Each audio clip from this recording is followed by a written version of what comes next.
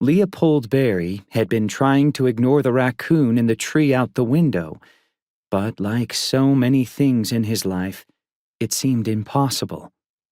The raccoon was perched on a branch that aligned perfectly with the head of the man Leopold was supposed to be listening to.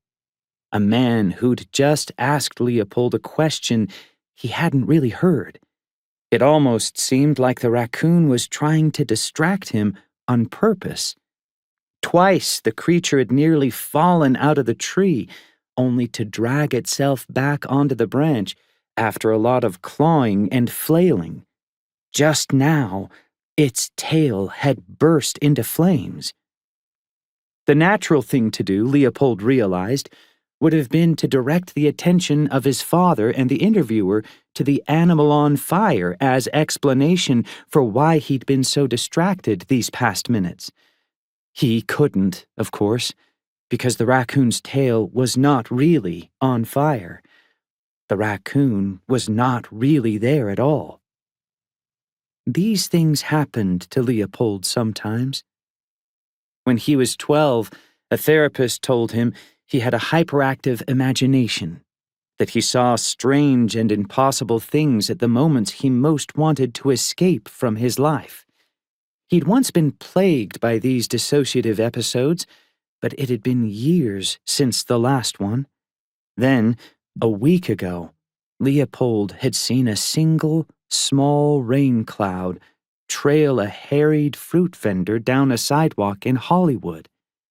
The week before that, through the windshield of his traffic-stalled car, he'd watched a man pry a tooth from his mouth and insert it into a parking meter, prompting a fissure to open in the pavement. With a furtive glance behind him, the man had climbed into the cavity, disappearing just before it closed over his head. But these episodes had been brief, and each time Leopold had assured himself it was nothing to worry about. Who didn't occasionally fantasize while stuck in traffic? But now, the raccoon. This episode had lasted longer than either the tooth man or the fruit vendor, which was disconcerting and, at the moment, extraordinarily inconvenient.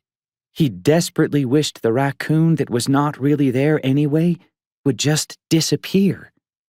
Then, with a peevish flick of its flaming tail, it did. The meeting had not been going well even prior to the raccoon.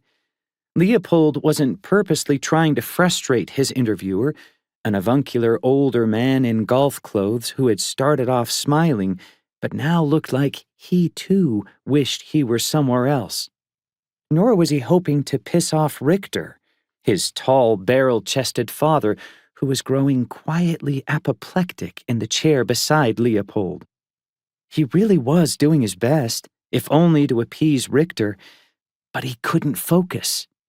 The gray suit Leopold had been forced to wear was loose in some places and tight in others. He was certain his pale skin had flushed bright red. He'd forgotten most of the canned responses his father had encouraged him to memorize, and the ones he did remember came out sounding forced. And now he'd allowed 6 seconds of excruciating silence to elapse as he stared out the window at a non-existent raccoon.